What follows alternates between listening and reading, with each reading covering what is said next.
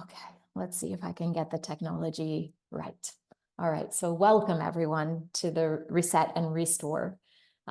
This was previously called like a cleanse program, but I didn't realize how many negative connotations people had with the idea of a cleanse, and rightly so, actually, because a lot of the like cleanse programs that are offered and on the market are deprivation based. And if any of you listened to an introductory webinar, or if you joined me for one of the live introductory webinars, some of this initial information that I'm going to give you is going to sound familiar. But again, for me as a holistic doctor and someone whose life is dedicated to sort of recuperating people's memory of the whole in all of the different ways, really striving in this program to have us remember that we are whole.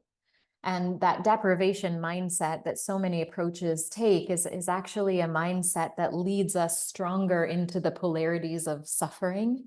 And so nothing deprivation based works well. And this is anything but that. And we'll talk a lot about that today.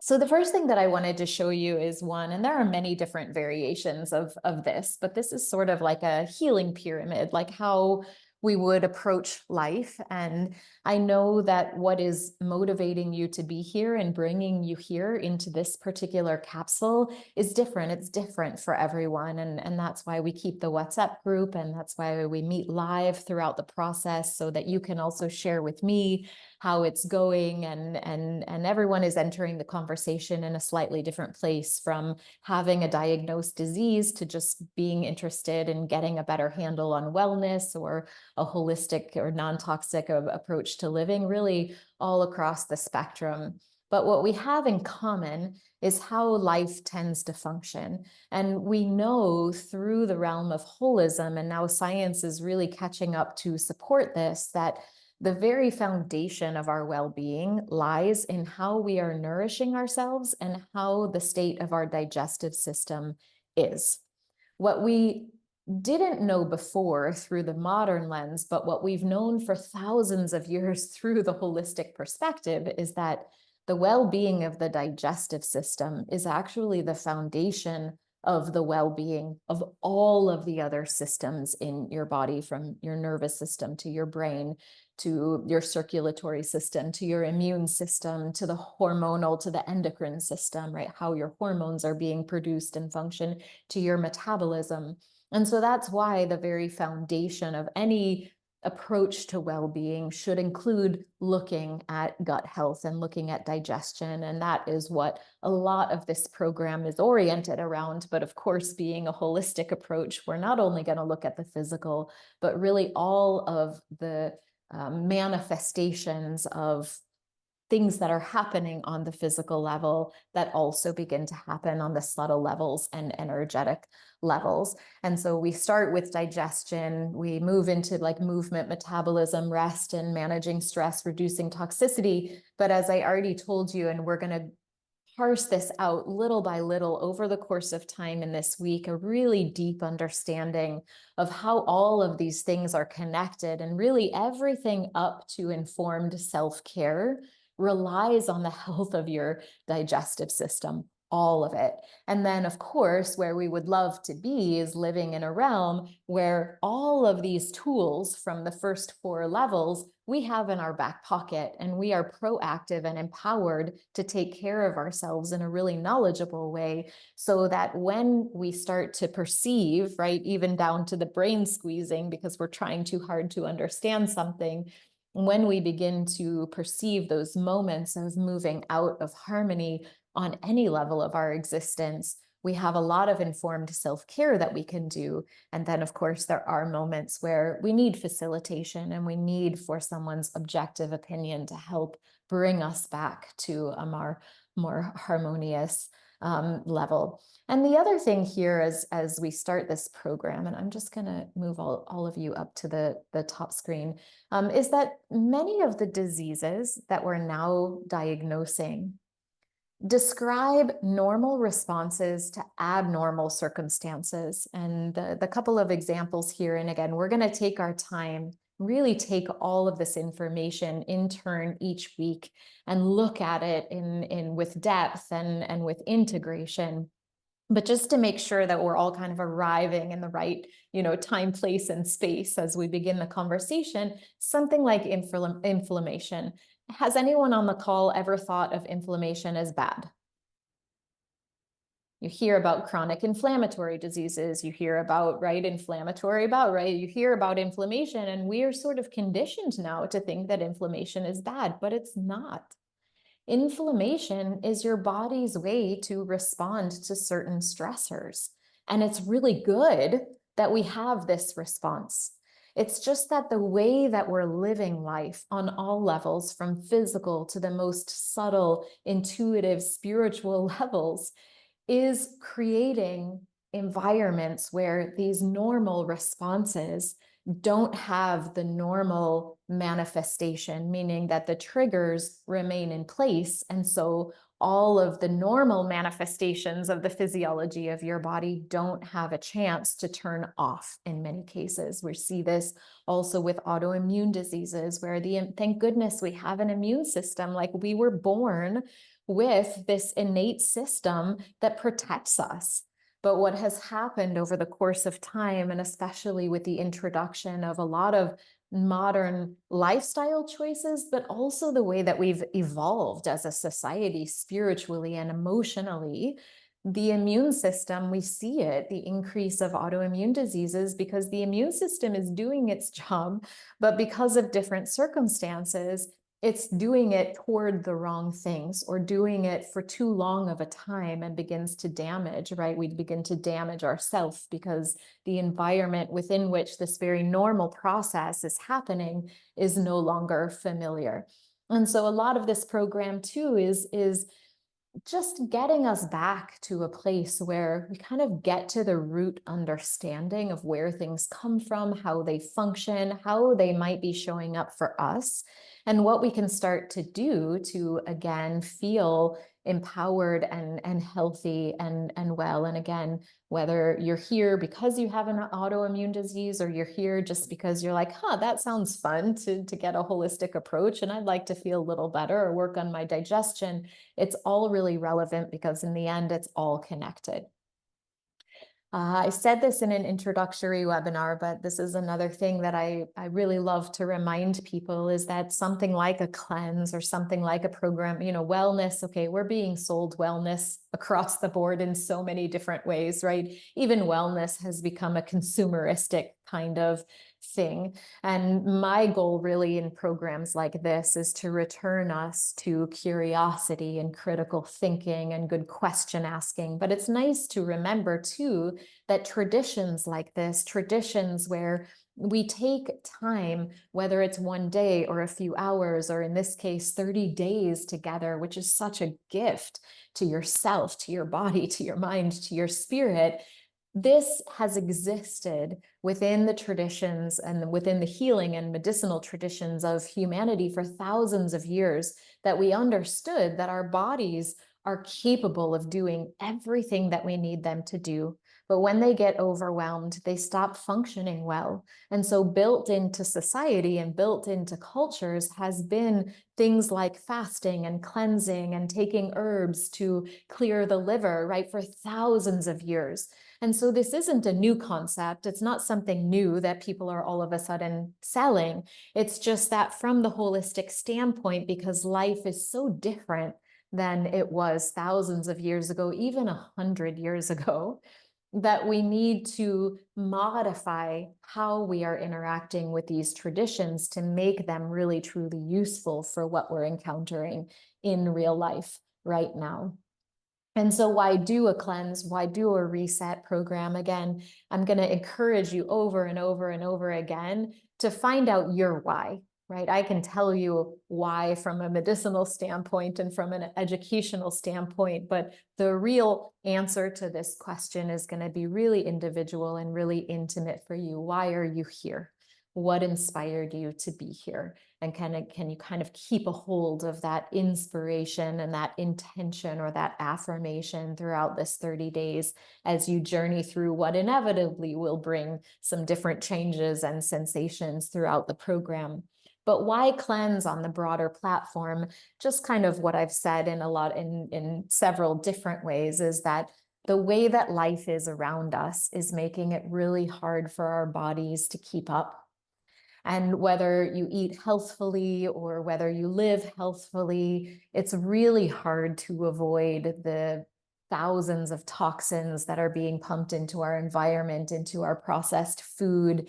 Most of us don't live in homes that are built with natural materials anymore. Most of us have been given an antibiotic when we got sick, which isn't necessarily bad, but we'll parse out why it can be bad if we don't know what's on the other side of that fence. And just kind of the velocity with which we're living. Most of us are in nervous system stress almost all the time because we don't rest anymore. We don't give ourselves, right, the courtesy of really allowing the system to rest and recuperate and remodulate everything that it needs to do. And I'm certainly not suggesting that in 30 days' time, you're going to be able to change your entire approach to living, right? In my mind, I think it would do us a lot of good if we went back to sort of the tribal, get back to the land, get back to tribes, grow our own gardens. Like this would be wonderful for our well-being.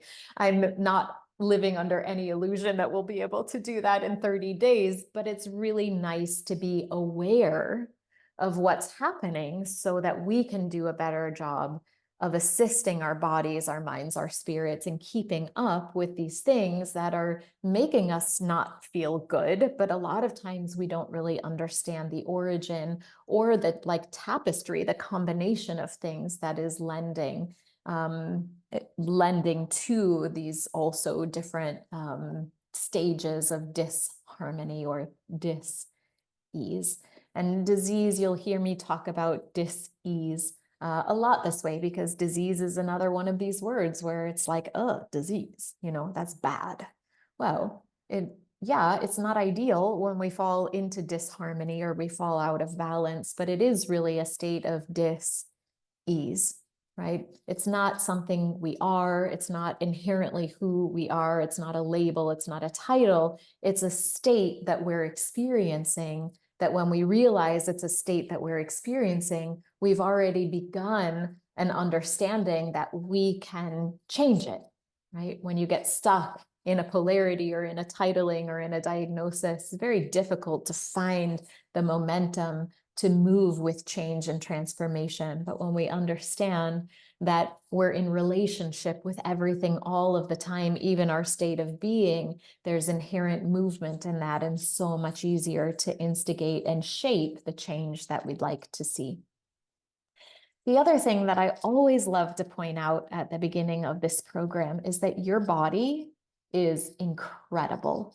And we have so much in our world, in the way information is being shared with us, in the way that we treat each other and talk to each other and talk to ourselves, that gives the body an indication that it's somehow lesser than or not functioning properly, or like our self-worth is not intact, right? So many pieces of the puzzle where we're actually, whether awarely, conscientiously, or unconsciously, which is the majority of the time we're doing this, we're kind of like damning our bodies, right? Like, oh, it doesn't look the way I'm exercising, and the weight, or, like however it is that we're judging this incredible capsule.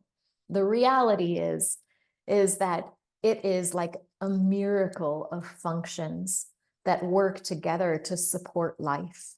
And one of my hopes throughout this program is that we trend more into a space of gratitude for this amazing thing than where most of us tend to enter conversations like this. And even for me, it's a daily practice. I was laughing, actually, I'll share a little story. I was like laughing the other day. I was on a walk, and I don't know what happened, but I was like brought back to my young dancing days when I was a dancer.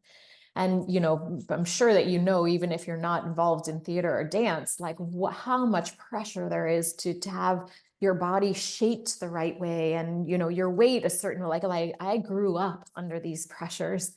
And still to this day, with all of the practices that I have in place in my life and all of the work that I do with people, I have moments where there's like a flashback where I find myself being like, oh, my thigh feels funny rubbing against it. And I'm like, whoa, wait a minute.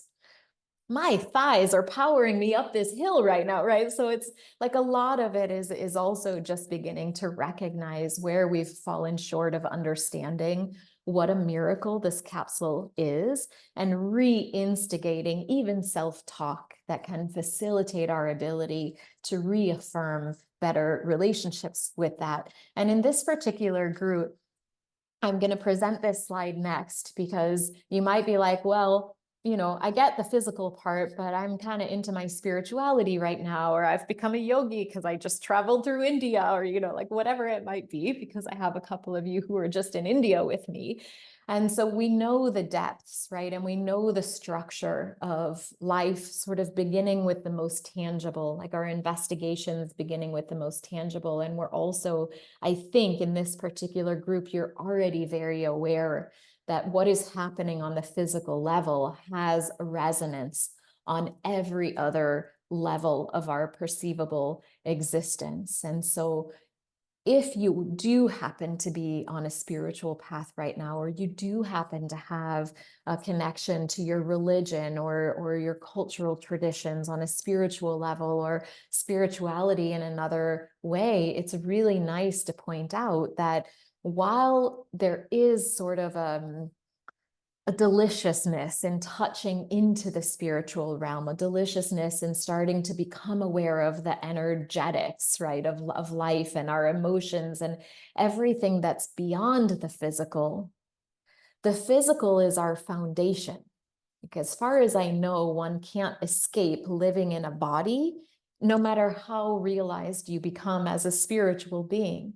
And so also this sort of quest of a spiritual evolution is in part governed by how we choose to tend to the garden of the physical. And so in the end, again and again, we come back through the holistic traditions to understand that respect and that beautiful relationship we have with the physical is so important, even in all of the other endeavors.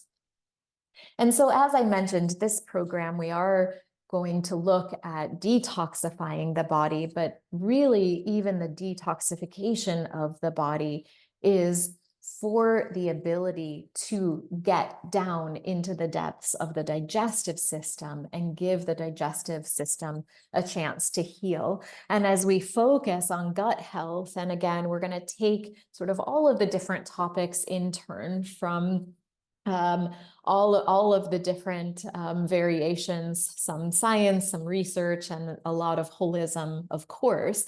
I just wanted to bring this to your attention in case you haven't seen this slide yet, and you will see it again, probably in different variations. But why a focus on gut health? Well, why a focus on gut health, as I sort of alluded to earlier, is that everything originates in the gut. And we've known this for thousands of years in traditional Chinese medicine. In fact, there is a whole school of medicine in Chinese medicine from thousands of years ago called the Earth School. And the earth element is what houses the digestive system within the tradition of Chinese medicine.